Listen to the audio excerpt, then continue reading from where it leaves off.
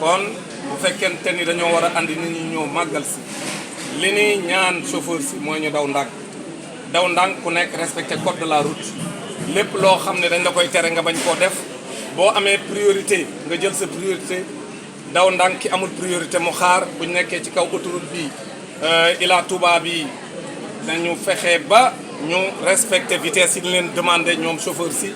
ba noppi ñu moytu surcharge ay nit ci oto yi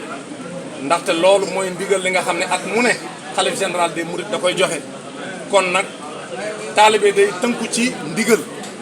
ndigal li mooy nañu daw ndànk ba noppi ku nekk respecté code de la route ba noppi ñu bañ a surcharge oto yi bu ñu ko defee yàlla mën na def ci ndimbalam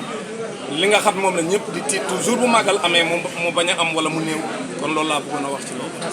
jërëjëf surcharge ay nit ci oto yi ndaxte loolu mooy ndigal li nga xam ne at mu ne xalif général des mourides da koy joxe kon nag taalibe day tënku ci ndigal li mooy nañu daw ndànk ba noppi ku nekk respecté code de la route